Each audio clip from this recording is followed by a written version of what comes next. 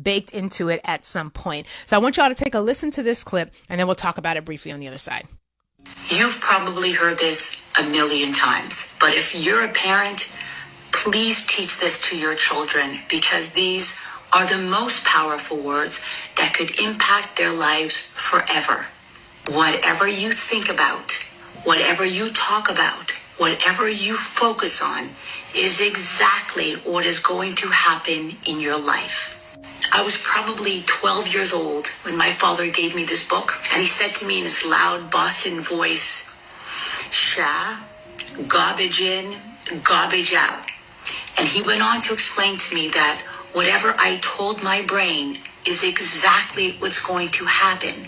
So if you talk shit to yourself, you'll produce those results. And if you speak positively, you'll get those results. So teach this to your children when they're young. Good things happen to those who have good thoughts. Otherwise, garbage in, garbage out.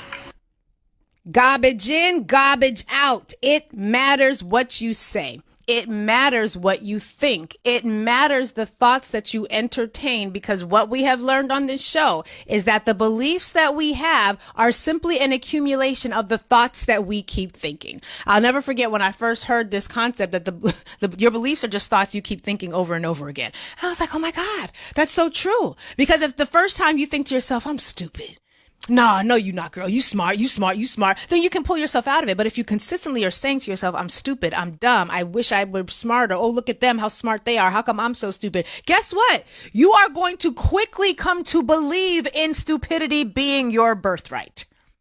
It's just what happens. And so the words that we say have power. They have power over our own internal environment. They have power in terms of the relationships that we cultivate. They have power when it comes to the overall conditions of our people. So stop speaking negatively about yourself, your relationships, and your community. And instead start using that to not just avoid negativity, but start using it to proactively cultivate good things. Start thinking in positive terminology about yourself. And if you're not very good at it, it's okay. You may have practiced yourself into some really negative self-beliefs, which means you're going to have to practice yourself into the opposite. The words you say, the thoughts you entertain, the emotions you choose to allow to hold up space in your life are going to produce a world and a reality that match it. This is why I always say, make sure your purpose is in alignment with the needs of our people and walk in it with your back straight. Because if you do that, you are going to be in the business of creating a better world. We can't just avoid the negative things. We also have to be crystal clear about using our understanding of these principles to create what it is that we want to see, to create what it is that we know we deserve. Garbage in, garbage out.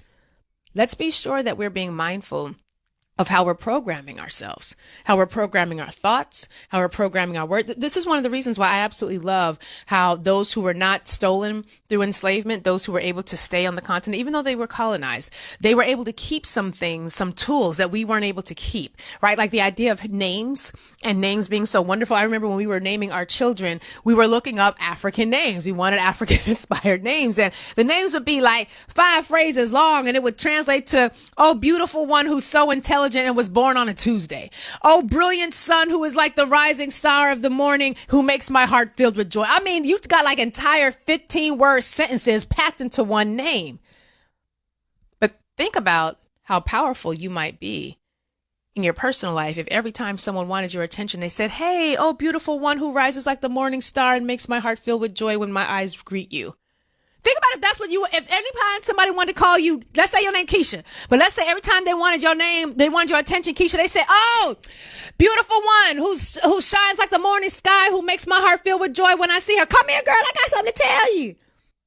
Think about how different your life might be if your name, the words that are spoken at you anytime someone wants your attention, were that uplifting. So y'all, words have power.